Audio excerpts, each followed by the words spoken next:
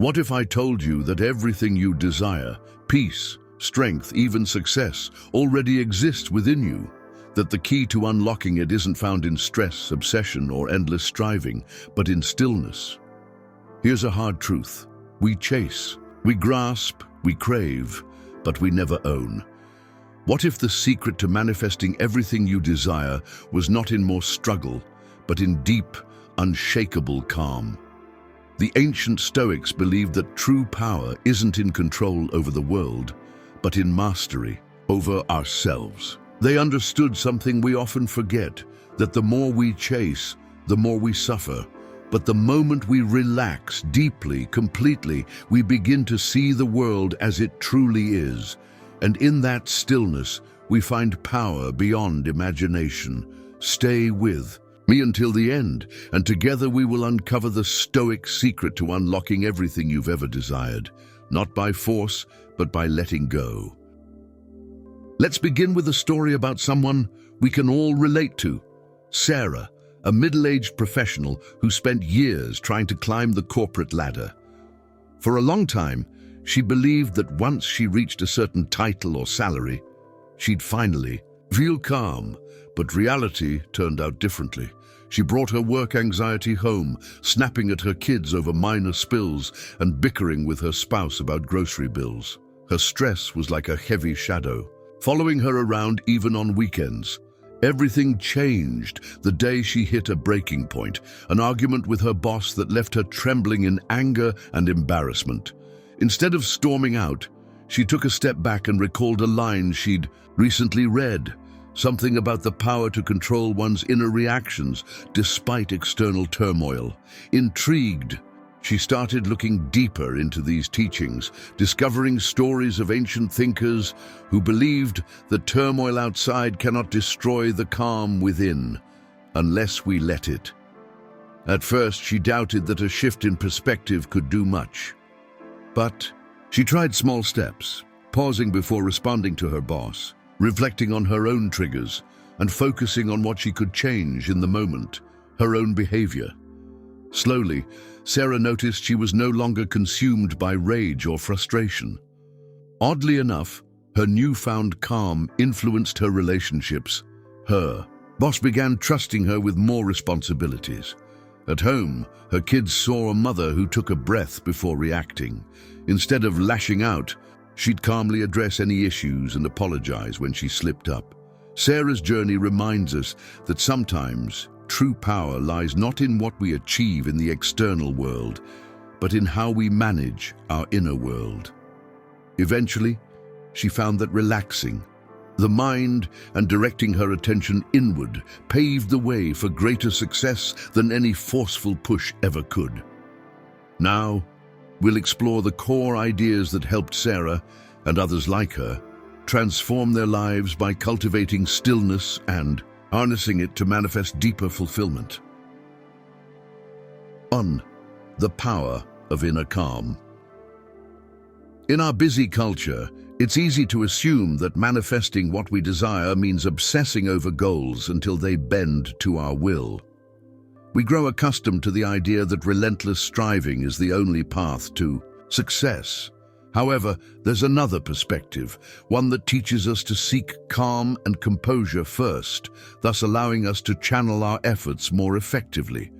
Ancient sources, including the works of Marcus Aurelius, highlight this principle. Marcus Aurelius, a Roman emperor often associated with reflective writings, once noted how crucial it is to focus on what lies within our power, rather than losing ourselves in what we cannot control. Modern researchers like Donald Robertson have pointed out that these teachings remain highly relevant for today's world because they remind us that clarity of mind precedes productive action. So how does this principle look in everyday American life? Think about a typical workplace scenario. Deadlines loom, emails pile up, and tensions flare. We might believe we have no choice but to let panic drive us forward. Yet as soon as we let fear or anger hijack our thoughts, we lose our ability to respond rationally. Picture a colleague who always rushes from meeting to meeting, complaining loudly and never taking a second to gather his thoughts. He might meet deadlines, but he often alienates others through his frantic energy. Now, imagine another colleague who sets a brief pause before tackling each task. This person acknowledges the stress but doesn't let it dominate her. By maintaining an inner calm, she makes better decisions and engages more constructively with those around her. Over time, co-workers gravitate toward her steadiness, and managers trust her consistent performance. But let's not pretend this is easy. Many of us wrestle with our own destructive emotions: anger when a supervisor criticizes our work, envy when a friend drives a nicer car, or bitterness when family members don't appreciate our sacrifices. We might attempt to bury these feelings under motivational slogans, yet the unease often returns, gnawing at our peace of mind. This is where the ancient wisdom speaks to us. If we see emotions like anger or envy as disturbances, we can observe and then gently set aside. We free ourselves from their destructive grip. According to Epictetus, it's not what happens to you, but how you react to it that matters. These words invite us to direct our focus inward, recognizing that we decide whether external events will disturb our inner equilibrium.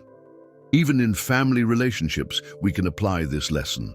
For instance, the tension between spouses often arises from perceived slights, someone forgetting to take out the trash, or spending too much money on a hobby. In those moments, we have a choice. We can let the anger build, or we can pause, reflect, and communicate calmly. The difference is extraordinary. By practicing this sort of mindful response, we begin to see that genuine relaxation isn't about avoiding conflict. It's about mastering our own responses, choosing to engage with empathy rather than destructive emotion.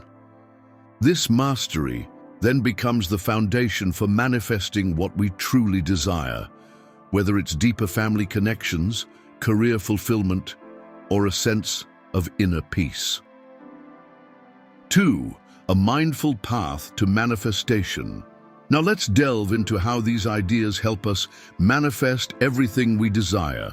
Often, when we think of manifestation, we imagine visualizing a big house, a promotion, or maybe a specific lifestyle.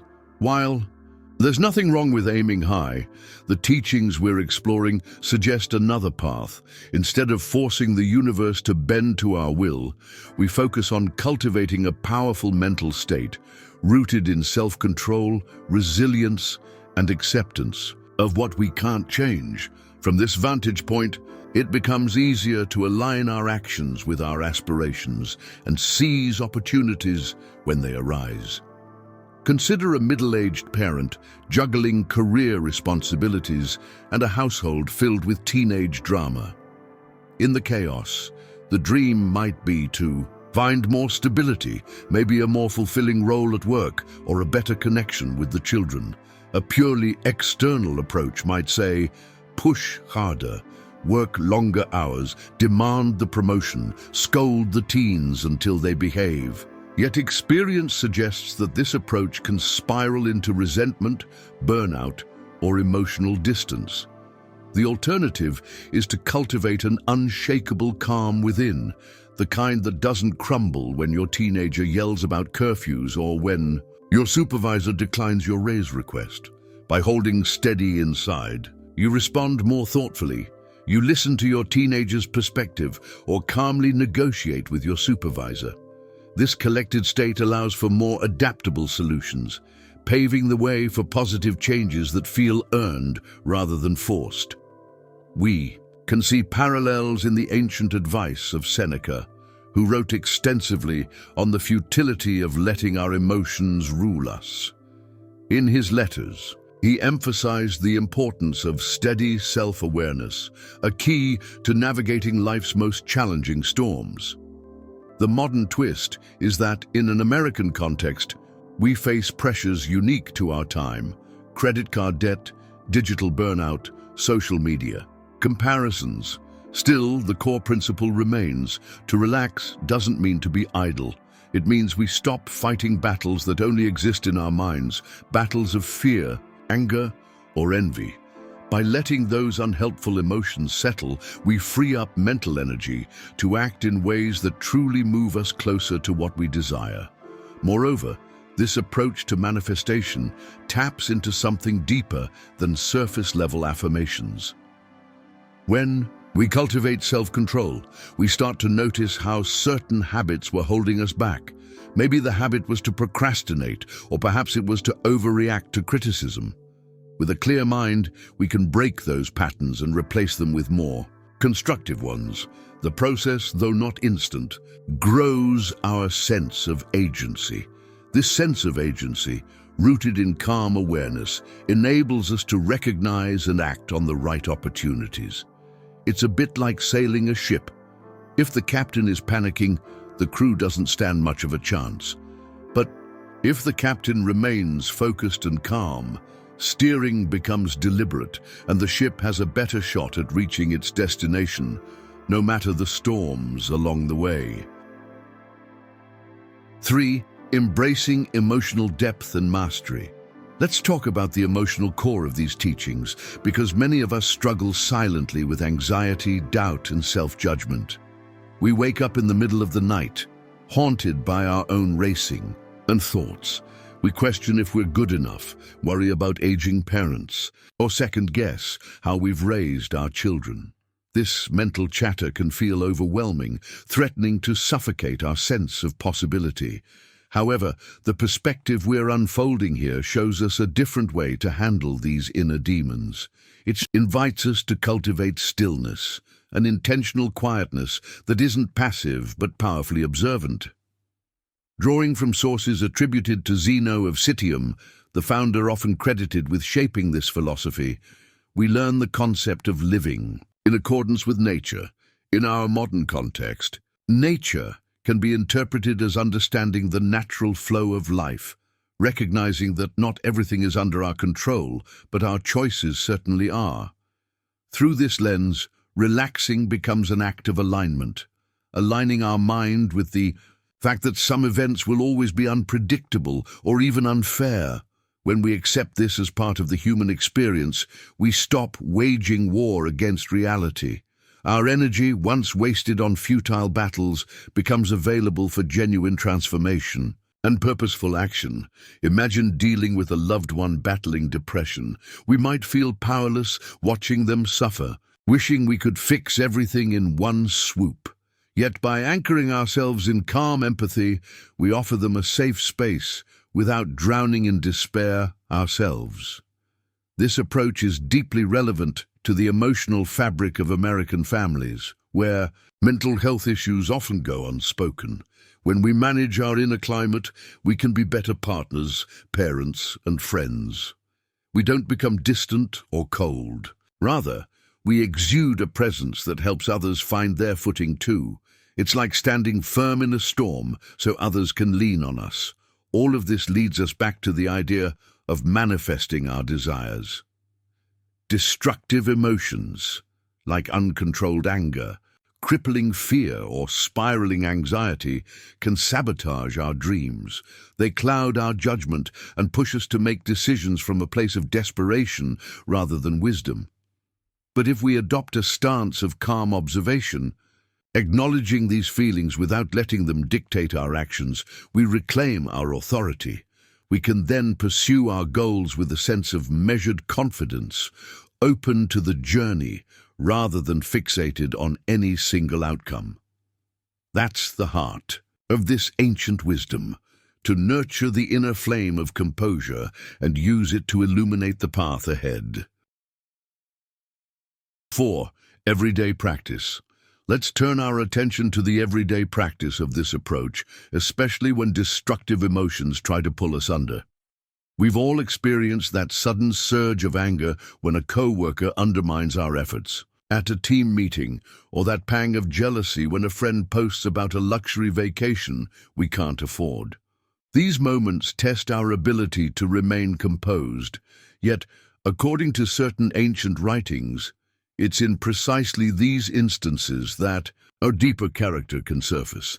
Some refer to this as maintaining an inner citadel, a fortress that stands firm no matter how fierce the storm outside. Think about workplace disagreements. When we feel attacked or belittled, our first instinct might be to fight back with harsh words or hold a grudge. But if we pause, breathe, and observe our anger, we notice that it's our own interpretation fueling the fire. Instead of letting the emotion control us, we can choose a calmer response.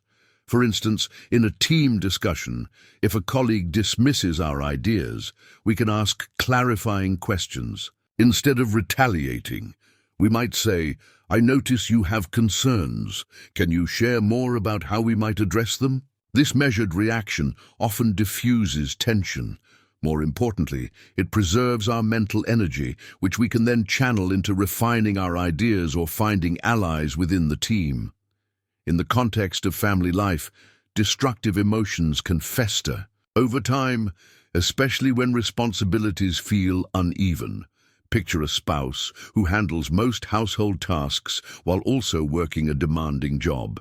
Resentment might simmer until a small incident, like an unwashed dish, triggers an outburst. Here, again, acknowledging the emotion before it explodes can shift the dynamic. We can calmly express our feelings and propose a practical solution, such as dividing chores more evenly or scheduling quiet time for everyone.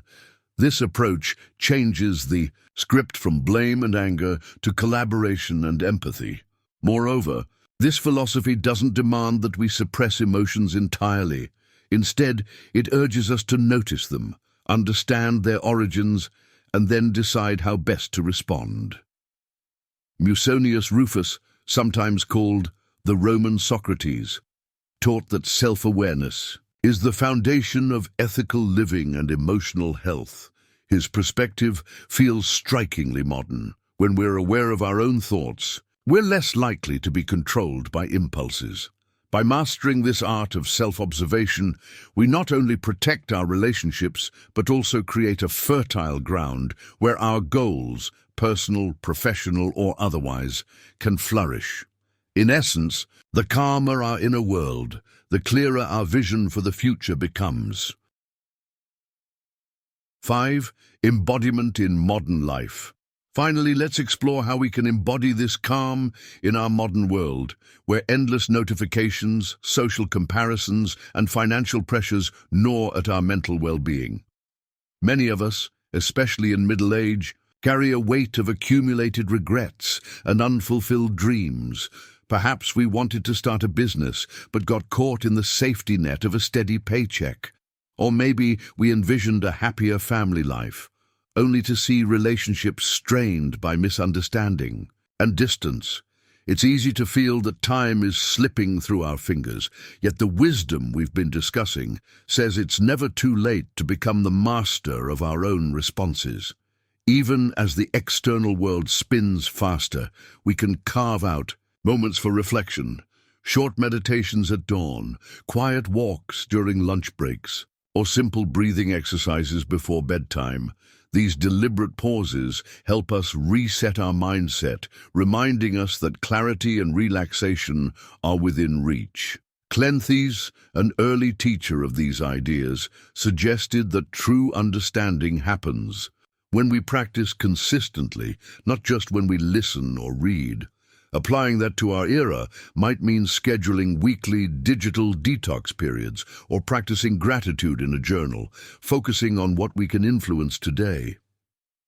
This daily discipline, modest though it might seem, can shift how we see our circumstances.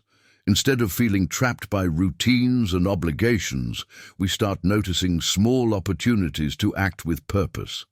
Over time, these minor adjustments accumulate, fueling real transformation in how we manage stress, nurture our families, and go after our ambitions. Moreover, embracing stillness doesn't mean we stop caring about success or prosperity. It means we approach them with a balanced mindset, resilient against the volatile swings of fortune. In a society obsessed with achievement, This approach stands out. It lets us work diligently toward our goals without tying our worth to fleeting outcomes.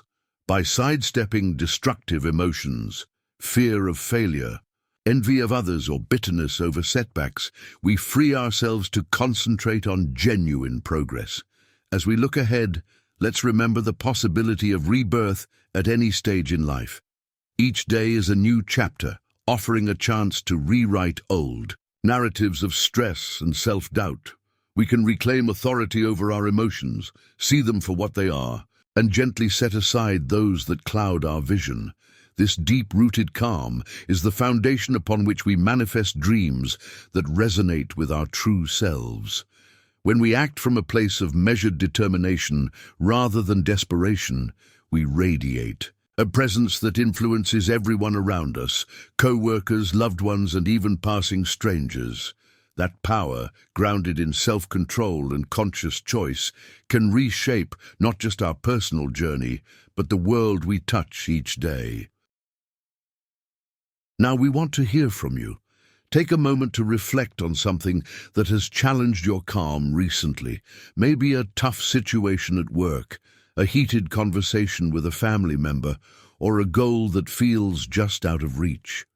Share your thoughts in the comments below and let us know how you plan to integrate these ideas into your daily life. By exchanging our experiences, we can learn from each other and grow stronger together. Remember, the path toward real relaxation and manifestation doesn't have to be walked alone. We're all in this journey, striving to discover a power rooted not in panic or aggression, but in quiet resolve and unwavering composure. Thank you for watching, and if you haven't already, don't forget to subscribe for more insights on finding balance and fortitude in a world that often feels chaotic. Together, let's aim to master our emotions, expand our potential, and gently shape the life we long for.